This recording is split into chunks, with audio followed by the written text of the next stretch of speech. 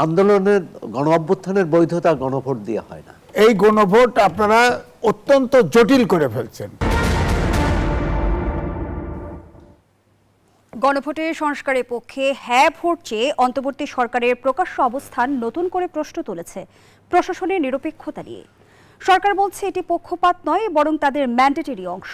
Press উইংয়ের ভাষ্য অনুযায়ী এই সরকার শুধু নির্বাচন আয়োজনের জন্য নয়, বরং রাষ্ট্রকে স্থিতিশীল করা, গণতান্ত্রিক বিশ্বাসযোগ্যতা ফেরানো এবং প্রয়োজনীয় সংস্কারের কাঠামো দাঁড় করানোর দায়িত্ব নিয়ে এসেছে। তাদের যুক্তি, এমন সময়ে নীরবতা দায়িত্বশীলতার ঘাটতি, নিরপেক্ষতার প্রমাণ নয়। এদিকে বিএনপি, জামায়াত ও এনসিপির দাবি নির্বাচন কমিশনের ভূমিকা, প্রশাসনের আচরণ এবং নিরাপত্তা ব্যবস্থায় সমান সুযোগ নিশ্চিত হচ্ছে না। তফসিল ঘোষণার পর থেকেই একের পর এক অভিযোগ আসছে, যা নির্বাচনী বাস্তবতায় অস্বাভাবিক বলেই মনে করছেন বিশ্লেষকরা। তাদের প্রশ্ন দাঁড়ায়, অন্তর্বর্তী সরকারের সংস্কার এজেন্ডা কি প্রশাসনিক নিরপেক্ষতাকে ক্ষতিগ্রস্ত করছে, নাকি গণতন্ত্রকে শক্ত ভিত্তি দেওয়ার প্রয়াসেই সরকার হ্যাঁ ভোট চাইছে? এই দ্বন্দ্বের রাজনৈতিক দিক নিয়ে আমাদের আজকের আলোচনা। সেই সঙ্গে আমাদের আলোচনায় উঠে আসবে সমসাময়িক রাজনীতির উল্লেখযোগ্য বিষয়গুলো। দর্শক, আমি ফার্নেস জয়ী, সবাইকে আমন্ত্রণ জানিয়ে শুরু করছি নিউজ 24-এর নিয়মিত আয়োজন জনতন্ত্র গণতন্ত্র। নিবেদন করছে RICL স্টিল। আজকের আলোচনা এগিয়ে নিতে স্টুডিওতে আছেন দুজন সম্মানিত অতিথি। চলুন একে একে পরিচিত হই। আমাদের সঙ্গে আছেন সোহরাব হাসান, সম্পাদক চর্চা.com। ধন্যবাদ। সেই সঙ্গে আরো আছেন MA আজিজ, সিনিয়র সাংবাদিক। দুজনকে আমন্ত্রণ জানাচ্ছি আজকের আলোচনায়। ধন্যবাদ। জনাব MA আজিজ, আপনাকে দিয়ে আলোচনাটা শুরু করি। যেমনটি বলছিলাম যে একই সঙ্গে গণভোট আয়োজন ও পক্ষ নেওয়ার কারণেই কিন্তু অনেকেই সরকারের এই দ্বৈত ভূমিকার সমালোচনা করছে। কিন্তু প্রেস উইংয়ের তথ্য থেকে যেটি আমরা জানতে পারলাম যে এই সরকার শুধু নির্বাচন আয়োজনের জন্য নয়, বরং রাষ্ট্রকে স্থিতিশীল করা, গণতান্ত্রিক বিশ্বাসযোগ্যতা ফেরানো এবং প্রয়োজনীয় সংস্কারের কাঠামো দাঁড় করানোর দায়িত্ব নিয়ে এসেছে। তাদের যুক্তি, এমন সময় নীরবতা দায়িত্বশীলতার ঘাটতি, নিরপেক্ষতার প্রমাণ নয়। সরকারের এই ভূমিকাকে আপনি কিভাবে মূল্যায়ন করবেন? ধন্যবাদ আপনাকে, সৌরভ ভাইকে এবং দর্শক শ্রোতা। আপনার এই প্রশ্নে একটু অতীতে যেতে হয়। ধরেন, এই সরকার সংবিধানের 106 অনুচ্ছেদের রেফারেন্স নিয়ে সংবিধান সমুন্নত রাখার জন্য ওত নিয়েছে। সুতরাং এই সংবিধান এমন কিছু করা উচিত নয় যা সংবিধানের সাথে সাংঘর্ষিক। সুতরাং সংবিধান সংস্কারের তো প্রশ্নই আসে না। যেমন গণভোট বললেন, গণভোটে 84টা সংস্কার প্রস্তাব ছিল, সেটার মৌলিক সংস্কার হচ্ছে 30টা। এদের ভিতরে নোট অফ ডিসেন্টও ছিল, বিএনপি ছিল, জামাতের ছিল, এনসিপির ছিল, এগুলো উধাও। এরপরে 4 দফার মধ্যে নিয়ে আসছে। 4 দফা তো কেউ বোঝে না, মানে ল্যাঙ্গুয়েজের মার পাশে 4 দফার হ্যাঁ, এটা একটা প্রশ্ন বলে প্রেসিডেন্টের আদেশ দিয়ে এই 4 দফা গণভোটে দিচ্ছে। অথচ এই আদেশ দেওয়ার এখতিয়ার তো প্রেসিডেন্টেরও নাই, প্রধান উপদেষ্টারও নাই। সুতরাং এইটা একটা অবৈধ প্রস্তাবনা। 2, স্বাধীন মালিক সাহেব আজকেও বলেছে, ছাপা হয়েছে, যে গণভোট হয় সাধারণত সংসদে একটা বিষয় আলোচনা হলে, সেখানে দ্বিমত হলে অথবা বড় ইস্যু হলে গণভোট দিয়ে জনগণের সম্মতি নেওয়া হয়। এটা হলো উল্টাটা, আদেশ দিয়ে গণভোটে হ্যাঁ অথবা না। সরকার বাস্তবায়ন ইস্যুতে গণভোট অপ্রয়োজনীয় ছিল। গণভোট সংসদ করবে, গণভোট এরা তো আদেশ দিচ্ছে, এটা ইলিগেল, অবৈধ সংস্কার। 84টা সংস্কার কম্পাইল করে 4টের মধ্যে আনছে। আপনি বলেন তো দেখি, যারা নোট অফ ডিসেন্ট দিছিল সেগুলোর কি অবস্থা হবে? সেগুলোর সম্পর্কে তো কিছু বলা নাই। সেগুলো কি তাহলে যারা পাশ করবে তারা নোট অফ ডিসেন্ট দিচ্ছে, ধরেন বিএনপি, তার মানে পাশ করে গেলে ওগুলো আর বাদ হয়ে গেল? আমরা তো চাই সংস্কার, এটা ঠিক, কিন্তু অবৈধ সিস্টেমে তো নয়। আমার বক্তব্য হচ্ছে, এই সরকার, আপনি ট্যাক্স দেন, উনি ট্যাক্স দেন, আমি ট্যাক্স দেই না, তারপরে তো ট্যাক্স নিচ্ছে। সরি, আমি আপনারা দুজন হা না ভোট দেন, আমি ধরেন না ভোট দেবো, কিন্তু না ভোটালাও ট্যাক্স দিছে, হা ভোটালাও ট্যাক্স দিছে। আপনি এই গণভোট আপনারা অত্যন্ত জটিল করে ফেলছেন। কোনো বিজ্ঞানের ছাত্র বোঝা সম্ভব না, অবাস্তব, অবৈজ্ঞানিক, ইলিগেল একটা জিনিস আপনি দিয়ে দিচ্ছেন। গণভোটকে ধরেন কোনো কারণে না হলো, তাহলে কি দাঁড়ালো? ওটা কি তার মানে কি অভ্যুত্থান ঘটে নাই? তার মানে কি অভ্যুত্থান হয় নাই? তার মানে কি শিশু জনতা জীবন দেয় নাই? কমিশন আমরা দেখেছি 8 মাস রাজনৈতিক দলগুলোর সাথে দীর্ঘ প্রক্রিয়া আলোচনা করেছে, সেটাই বাকি হলো। সেটা তো আমার বক্তব্য হচ্ছে যে এখানে এক নম্বর হচ্ছে এই গণভোট, আমার বক্তব্য হচ্ছে অস্পষ্ট। এই গণভোট সরকারের পক্ষ থেকে প্রচার করতে পারতো, গণভোটে আপনারা হ্যাঁ অথবা না ভোট দেন। হ্যাঁ ভোট দেন এই কথা উনি এককভাবে কেন? তাহলে পক্ষপাত। তাহলে তো সুপ্রিম কোর্টে তো অন্তর্বর্তীকালীন সরকার কি নিরপেক্ষ তত্ত্বাবধায়ক সরকার তো পাশ হয়েছে, ওইটা দিয়ে করে দিয়ে কোনো সরকার থেকে আসে এনসিপির জামাতের পক্ষে নামে পড়ুক, সমস্যা নাই তো। আপনি পক্ষপাত ঘোষণা দিয়ে বানাবেন, সমস্যা নাই। আপনি হ্যাঁ ভোটে যান, না ভোটে যান। সরকার থেকে বললে অবশ্যই বলতে হবে যে গণভোটে এই আছে, আপনারা হ্যাঁ অথবা না ভোট দেন। আপনারা যার খুশি তার ভোট দিবে। তো এটা তো একটা পক্ষপাত। 2 নম্বর হচ্ছে এই সরকার আপনি দেখেন, সবচেয়ে বড় প্রশ্ন যেটা এখনো আলোচনা নেই, আমার কাছে ভিডিও আছে, আপনার প্রবাসীদের ভোটার করেছে, কেউ জানে না।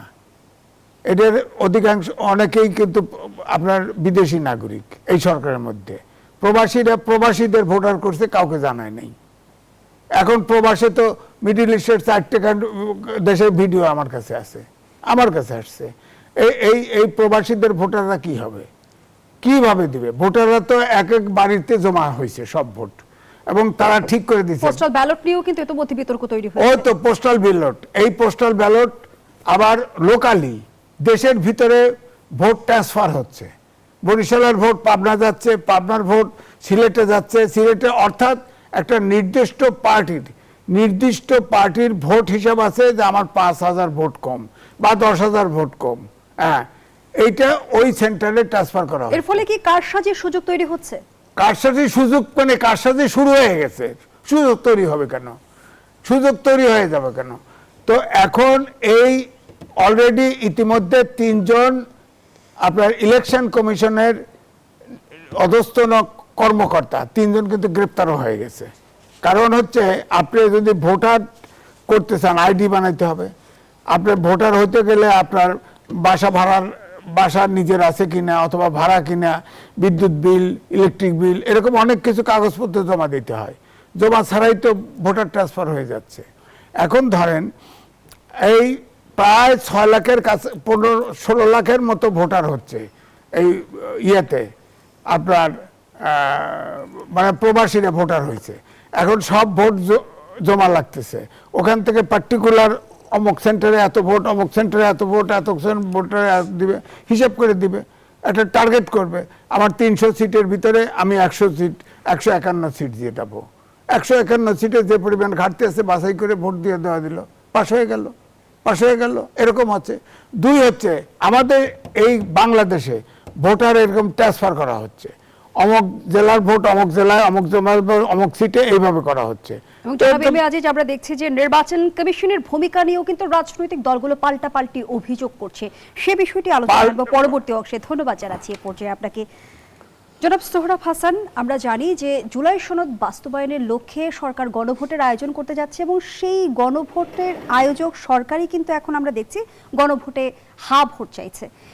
এখন প্রশ্ন উঠেছে, তাহলে যারা না ভোটদাতা তাদের জন্য সমান যদি বলি যে পরিবেশ কিংবা নিরাপত্তা নিশ্চিত হবে কি? আপনাকে ধন্যবাদ এবং আজিজ ভাইকে শুভেচ্ছা। গণ অভ্যুত্থানের মধ্য দিয়ে যে পরিবর্তন হয়েছে, এত জীবনদানের মধ্য দিয়ে যে অভ্যুত্থান সূচিত হয়েছে, তার অনুমোদন নেওয়ার জন্য গণভোট নেওয়ার প্রয়োজন হয় না। গণভোট হতে পারত, যেটি আজিজ ভাই বলেছেন, বিএনপি শুরু থেকে বলেছিল, বাম দলগুলো বলেছিল যে জাতীয় সংসদে আইন পাশ হবে, তারপর সেই আইনকে চূড়ান্ত অনুমোদন দেওয়ার জন্য গণভোট হতে পারে, যেটি 1991 সালে হয়েছে। আর এর আগে 2টি যে গণভোট হয়েছে 77 এবং 85 সালে, সেই গণভোট ছিল সামরিক শাসকরা তাদের নিজেদের অনুমোদন নেওয়ার জন্য, কারণ তারা বন্দুকের জোরে ক্ষমতায় এসেছিলেন এবং সেটি এক ধরনের এটাকে জায়েজ করার জন্য গণভোট দিয়েছিলেন।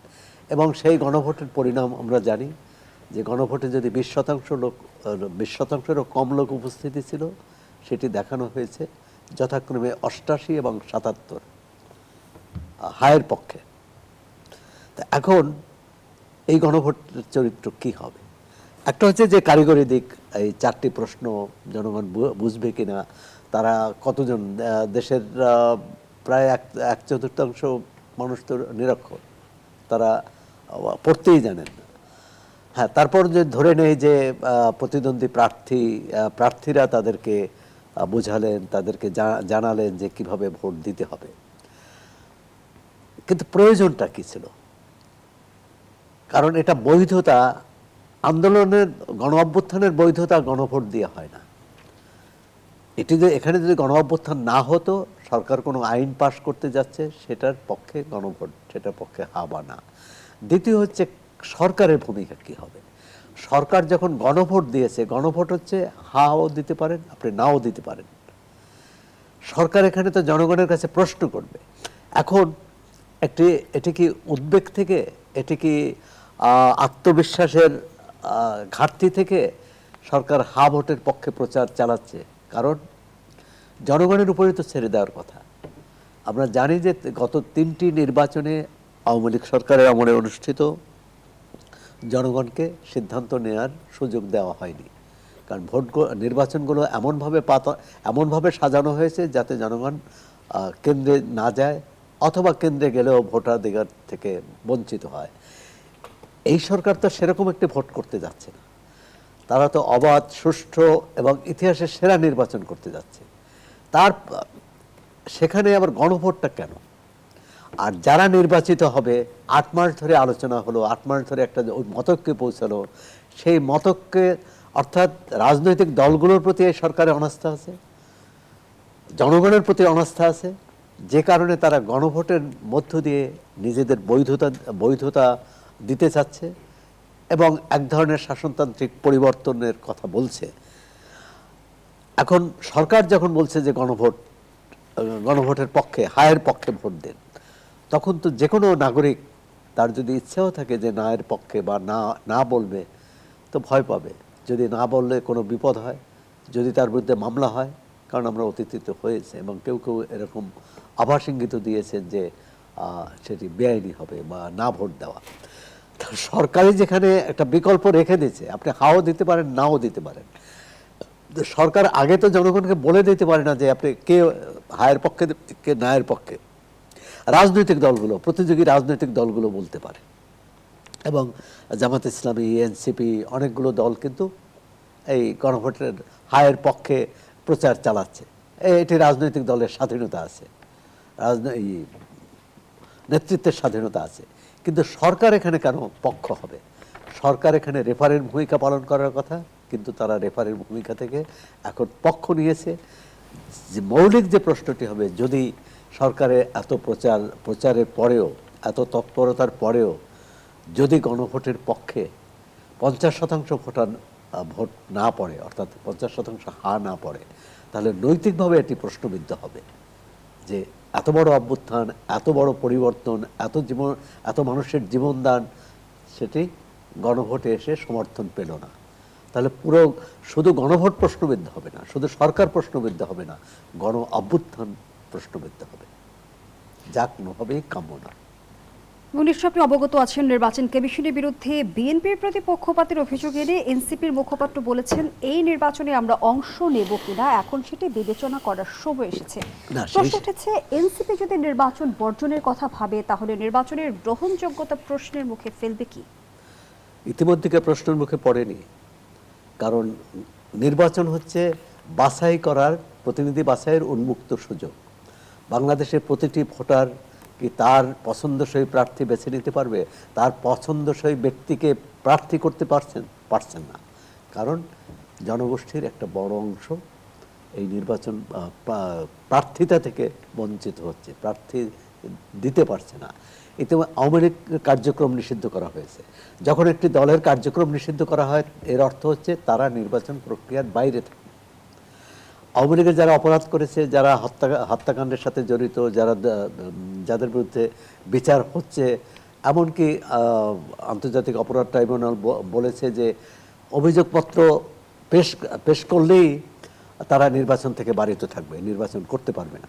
কিন্তু এর বাইরে যে লাখ লাখ কর্মী সমর্থক আছে, তবে সেখানে তাদেরকে আমার প্রশ্ন কিভাবে জনাব আপনি সোহরাব হাসান, আওয়ামী লীগের এখন আমরা জানি রাজনৈতিক কার্যক্রম স্থগিত রয়েছে, তারা নির্বাচনের বাইরে, কিন্তু আওয়ামী লীগের ভোটার কিংবা সমর্থকরাও কি নির্বাচনের বাইরে একটা থাকবে? হচ্ছে আমি ভোটার প্রশ্নটি আপনার কাছে সমর্থকরা রেখে তো যাচ্ছি, বাইরে আমি থাকতে বিস্তারিত পারে। শুনবো বিরতির পর।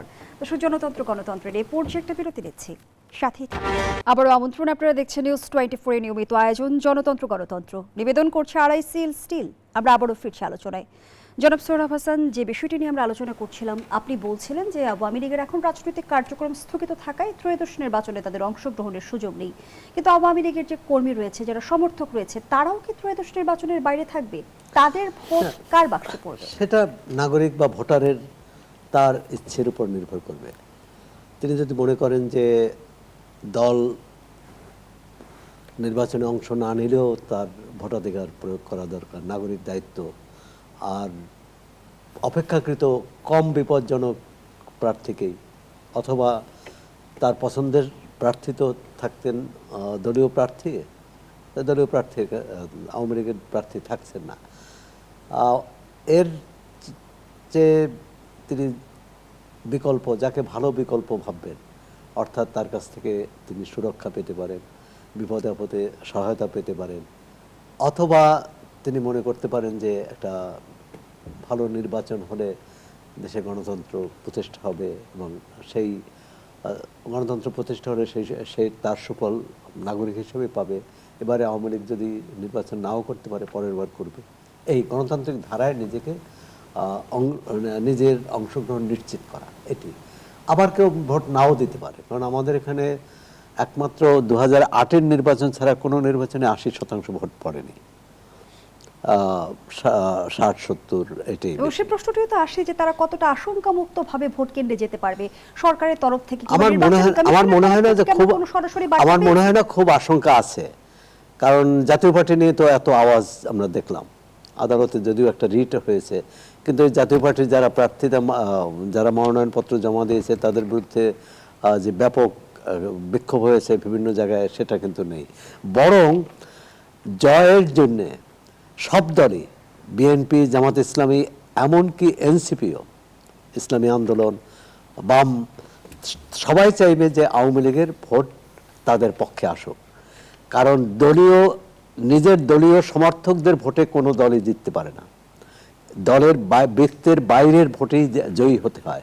সেক্ষেত্রে আওয়ামী লীগের ভোট টানার চেষ্টা করবে, আওয়ামী লীগের সমর্থকদের ভোট টানার চেষ্টা করবে সব দলই। আপনি ইতিমধ্যে তো আপনি দেখেছেন নির্বাচনী মাঠে বিএনপি বলে যে জামাত ইসলাম আওয়ামী লীগের ভোট টানার চেষ্টা করেছে, জামাত ইসলামী বলছে যে রাজনৈতিক দলগুলো এক ধরনের কৌশলের রাজনীতি কি করছে, তারা মুখে কিন্তু আওয়ামী লীগের বিরোধিতা করছে, আবার হ্যাঁ কৌশলের রাজনীতি করছে, আবার এই কথাও বলছে যে আওয়ামী লীগের সবাইকে খারাপ, সবাইকে, যাদের বিরুদ্ধে মামলা নেই, যাদের বিরুদ্ধে দুর্নীতির অভিযোগ নেই, তাদেরকে কোন যুক্তিতে নির্বাচন প্রক্রিয়া থেকে বা ভোটাধিকার থেকে বঞ্চিত করা হবে? ভোটাধিকার থেকে কাউকেই বঞ্চিত করা যায় না, এটা বঞ্চিত করতে পারলে একমাত্র আদালত পারে। ধন্যবাদ জানাচ্ছি জনাব সোহরাব হাসান। জনাব এম এ আজিজ, এবার নির্বাচন থেকে সরে দাঁড়ানোর হুমকি দিল এনসিপি, সেই সঙ্গে বিএনপি মহাসচিব মির্জা ফখরুল ইসলাম আলমগীর বলেছেন ইসি পক্ষপাতমূলক আচরণ করছে। জামায়াতের নায়েবে আমির বলেছেন একটি নির্দিষ্ট দলের নেতাকে অতিরিক্ত নিরাপত্তা ও প্রটোকল দেয়াকে নির্বাচনী সমতার নীতি সরাসরি লঙ্ঘন বলে অভিহিত করেছেন তিনি। এই যে আমরা দেখছি যে রাজনৈতিক বাস্তবতা তৈরি হয়েছে, যে পাল্টাপাল্টি অভিযোগের এক ধরনের রাজনীতি চলছে, এটিই কি এখন নির্বাচনী মাঠে সবচেয়ে বড় অস্ত্র হয়ে গেছে কিনা? এটা বড়, এর চেয়েও বড় অস্ত্র আমি বলার চেষ্টা করেছি, আপনি বোধহয় আমার ইয়েটা গ্রহণ করেন নাই।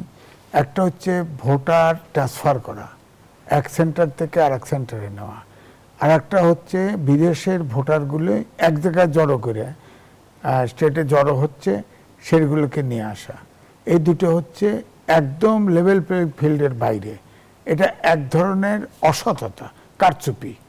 এখানে তো সরকার কিছু বলছে না, সরকার শুধু বলছে, এই কালের কণ্ঠে আছে, সরকার শুধু বলছে যে লোকাল যে ব্যালট পেপার, অর্থাৎ দেশের যে সেন্টার ব্যালট পেপার হবে, এইটাকে তারা আগের আদলে রাখবে না, তারা সেন্টার ভিত্তিক ব্যালট করবে। সেন্টার ভিত্তিক তো সারা জীবনই হয়, এখন বুঝতে সময় লাগছে কেন? যখন বিএনপির প্রতীক মাঝখানে রাখছে ব্যালট পেপারের, ভাঁজ করলে একটা সিলের এটা ওটা মিলে যেতে পারে, দেখা যাবে না, অথচ শাপলা কলি আর দাড়িপাল্লা টপে রাখছে। এটা নজরুল ইসলাম খান বিএনপি স্ট্যান্ডিং কমিটির মেম্বার, তিনি ইলেকশন পরিচালনার দায়িত্বে আছে, তিনি অভিযোগ করার পরে এখন বলতেছে সেন্টার ভিত্তিক ব্যালট করা হবে। সেন্টার ভিত্তিক ব্যালটই তো হয়, আপনি কি অন্যের প্রার্থীর প্যানেল নাম দিবেন না? আসন ভিত্তিক, আসন ভিত্তিক, সরি, আসন ভিত্তিক আপনি ব্যালট দিতে হবে। একটা আসনে 5 জন আছে, আর একটা আসনে 2 জন আছে, আর একটা আসনে 3 জন আছে, যেভাবে যত প্রার্থী থাকে তাদেরটাই থাকবে, এটা তো সমস্যা না। কিন্তু আমার বক্তব্য হচ্ছে এই যে ভোটার ট্রান্সফার এবং এই যে ভোট, আপনার প্রবাসীদের ভোট যে জটলা পেকা আসতেছে, এবং ওখানে বলাই হচ্ছে, নাম পরিষ্কার আছে, বলাই যাচ্ছে যে তারা একটা পলিটিক্যাল পার্টির লোক এটা করতেছে। এখন বলেন, প্রশ্ন উঠছে যে নির্বাচন কমিশন নিরপেক্ষ নয়, এটা বলেন কেন? জামাত প্রস্তাব দিছিল যে লটারির মাধ্যমে ওসিডিসি ট্রান্সফার করতে। নির্বাচন কমিশনের নিরপেক্ষতা নিয়ে তো সব দলই প্রশ্ন তুলছে, করছে, কারণ হচ্ছে নির্বাচন কমিশন বোঝে নাই কেন, সরকার বোঝে নাই কেন, এই যে বাইরের প্রবাসী হুট করে প্রবাসীদের ভোটার বানাইলো, কারোর সাথে কথা বলছে, এখন এটা নিয়ে তো জটিলতা বাড়ছে। কিন্তু নির্বাচন কমিশন নিয়ে আমরা যে ধরনের অভিযোগগুলো রাজনৈতিক দলগুলোর কাছ থেকে শুনতে পাচ্ছি, সেটা কি আমাদের চিরাচরিত রাজনৈতিক সংস্কৃতির অংশ, নাকি আসলে এমন কোনো বাস্তবতা রয়েছে? আমি সে প্রশ্ন আপনার কাছে রেখে আবারও বিরতিতে যেতে চাই। দর্শক, জনতন্ত্র গণতন্ত্রের পর্যায়ে আবারও বিরতি নিচ্ছি, সাথেই থাকুন। ফিরে এলাম, দেখছেন নিউজ 24 নিয়মিত আয়োজন জনতন্ত্র গণতন্ত্র। আমরা আবারও ফিরছি আলোচনায়। জনাব এম এ আজিজ, এই মুহূর্তে বর্তমান পরিস্থিতিতে নির্বাচনের মূল চ্যালেঞ্জগুলো কি দেখেন? দেখেন, মূল চ্যালেঞ্জ যদি বলেন, ঐক্যমত কমিশনের অভ্যুত্থানের শক্তিগুলোর একদম সততার সাথে নির্বাচন একটা নিরপেক্ষ অংশগ্রহণমূলক হোক, যারা অভ্যুত্থানের শক্তির মধ্যেই হবে তাদের এক হতে হবে, কিন্তু সেটা তো হচ্ছে না, তুমুল প্রতিযোগিতা। এর আগে আমি বললাম না, অনেকগুলো ঘটনা, সরকার নিরপেক্ষ না, সরকার এক পক্ষ নিয়ে নিছে। সরকার এও বলছে, ডক্টর মোহাম্মদ ইউনূস নিজে বলছে, অভ্যুত্থানের অনেক তরুণদের অনেকেই জিতবে, অনেকে মন্ত্রীও হবে। এটা কি করে বলবো? বিভাজনের তাহলে দায় কার? অন্তর্বর্তী সরকার নির্বাচন কমিশন, সরকার তো বিরোধী দল তৈরি করছে, সরকারই এগুলি করতেছে, সরকারের কথাবার্তা তো এগুলো তৈরি হয়েছে, সরকার ছাত্রদের দিয়ে পার্টি করাইছে। এখন বলেন, এখন এনসিপি একটা অভ্যুত্থানের শক্তি। হ্যাঁ, দেশ 52 সাল থেকে সব আন্দোলনে তরুণরা নেতৃত্ব দিয়েছে, কোনো তরুণরা এত বিতর্কিত হয় নাই এবং সরকারের অংশ নেয় নাই। সে পার্টি করাইছে, সরকারে অংশগ্রহণ করাইছে, এত বিতর্কিত হয়েছে, তারপরেও এই তরুণরা জামাতে যোগ দিছে এবং এক গ্রুপ যোগ দিয়েছে, আর এক গ্রুপ আর একটা দল বানাইছে, নারীরা কেউ যোগদান করে নাই। হ্যাঁ, তো এখন এই 3-4 ভাগ হয়েছে। বলেন, এই এনসিপি তো শেষ, অভ্যুত্থানের শক্তি তো নাই। 4 কোটি তরুণ, তারা তো এখন এদের উপরে কনফিডেন্স রাখবে না। এখন এই অভ্যুত্থানের শক্তিটা তো টিকে থাকা দরকার ছিল। যারা উপদেষ্টা ছিল 3 জন, তারা যদি এখন রাজনীতিটা করতো, এবারে ইলেকশন যেতে হবে নট নেসেসারিলি, তারা আরো 2-3 বছর ওয়েট করতো, তারা রাজনীতি করতো, সমস্যা নাই। কিন্তু যদি তারা অন্তত পক্ষে কোনো বিতর্কে না জড়ায়, যদি প্রেশার গ্রুপ হিসেবে থাকতো, তাহলে তো আমরা যারা বঞ্চিত, এই যে সৌরভ ভাই, আমি 71 সালে 90 সালে আমরা বঞ্চিত, আমাদের প্রত্যাশা পূরণ হয় নাই, অন্তত সমাজটা একটা প্রেশারে একটা গতির দিকে থাকতো। এখন যে এনসিপি আওয়াজ দিতেছে ইলেকশনে যাবো কিনা, তাতে কি আসে যায়? কি আসে যায়? এরা ইলেকশনে না গেলে কি আসে যায়? এরা তো হজম হয়ে গেছে, এই পার্টি তো এনসিপিতে আর থাকছে না, এই ইলেকশনের পরে তো এনসিপি থাকবে না, থাকবে না, এটা ভ্যানিশ হয়ে গেছে। তারা নিজেরা থাকবে না কেন? ওই যে জামাতে ঢুকছে, জামাতে হলো বোয়াল মাছ, ছোট মাছ পেটে, নির্বাচনী সমঝোতা, নির্বাচনী সমঝোতা, কিন্তু পার্টি তো 3-4 ভাগ হয়ে গেছে, পার্টি তো তাদের এনসিপি তো ভাগ হয়ে গেছে। এনসিপি তো আমরাও ধরেন, আমি সমালোচনা করছি, কিন্তু এখন যদি পার্টি আলাদা থাকতো আমি তার পক্ষে যতটা সম্ভব বলতাম, কারণ এই ধরনের এনসিপি অভ্যুত্থানের শক্তি, তাদের অন্ততপক্ষে মাঠে থাকা উচিত ছিল। তারা একটা পার্টি করতেছে, ঠিক আছে, করলো, কিন্তু এই পার্টিটা একটা সমাজে একটা অন্যায়ের বিরুদ্ধে দেশের পক্ষে একটা প্রেশার গ্রুপ হিসেবে থাকতো, তাদের সুনাম থাকতো এবং তারা ঠিকই দাঁড়াতো একদিন। কারণ আমরা তো 54 বছরে দেশ স্বাধীন হয়েছে, অনেক সুযোগে এগোইছি, অল্প অল্প হলেও এগোইছি, রাজনৈতিক সুযোগে পিছিয়ে গেছি। এখন কি মনে করছেন এখনো তাকে নির্বাচন নিয়ে অভ্যুত্থানের শক্তি, আওয়ামী লীগের একটা বড় দল নাই, আপনি প্রশ্ন করেন তাদের সদস্যরা কি, সাধারণ মেম্বাররা কি, তারা নির্দোষ, তারা কি করবে বলতেছেন? বড় শক্তি আছে তো, তারা তো ফোর্স। যে সিটে আওয়ামী লীগের লোক একদিকে ভোট দেবে সে জিতবে, তো সে জিতবে। এখন এই আওয়ামী লীগের লোকে ভোট কেন্দ্রে আপনি যেতে দেবেন না, তার জন্মগত অধিকার ভোট দেওয়ার। আপনি তার অ্যাক্টিভিটিস নিষিদ্ধ করছেন, পার্টি তো নিষিদ্ধ করেন নাই, যে পার্টির সমর্থক সব মিলে নিষিদ্ধ করেন নাই তো। যেমন ছাত্রলীগ নিষিদ্ধ করছেন, হ্যাঁ ছাত্রলীগ বাদ, আওয়ামী লীগ নিষিদ্ধ করতেন বাদ, এক্সিকিউটিভ অর্ডারে বাদ দিচ্ছেন। জামাত তো এক্সিকিউটিভ অর্ডারে নিষিদ্ধ করছেন, কাজ হয়েছে? কোনো কাজ হয় নাই, বরং আরো ফুলে ফেপে বড় হয়েছে। এখন আপনি জান, আমাদের বাংলাদেশের মাটি হচ্ছে এমন, যাকে যত চাপ দিয়ে রাখবেন, যত ধন্যবাদ নির্বাচন জানাচ্ছি জনাব করবেন, ইবে তার আজিজ। পপুলারিটি জনাব আরো সোহরাব বাড়বে। হাসান, আমরা একটি গ্রহণযোগ্য নির্বাচনের প্রত্যাশা গণঅভ্যুত্থানের পর থেকেই আমরা করছি, সেই গ্রহণযোগ্য নির্বাচন নিশ্চিতে কি করণীয়?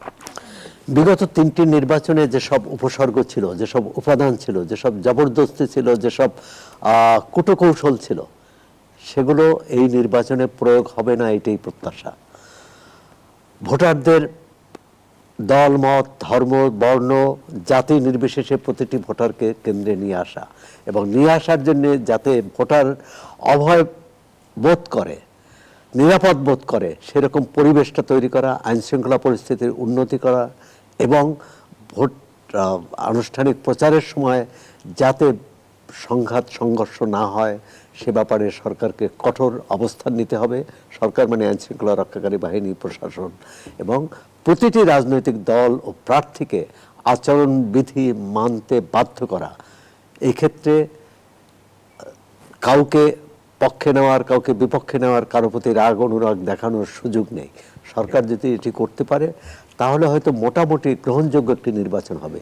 ইতিহাসের সেরা নির্বাচন হওয়ার কোনো সুযোগ নেই, কারণ ওই ট্রেন সরকার ইতিমধ্যে ফেল করেছে, মিস করেছে।